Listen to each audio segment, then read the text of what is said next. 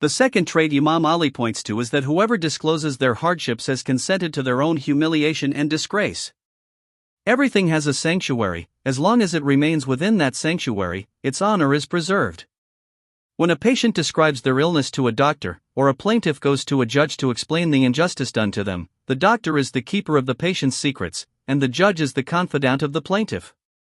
The patient and plaintiff express their problems in the hope that the doctor and judge have the ability to solve them. It is the professional duty of doctors, judges, etc., to keep the secrets of those who consult them confidential. A person should only express their problems to individuals who have the ability to solve them and can keep them confidential.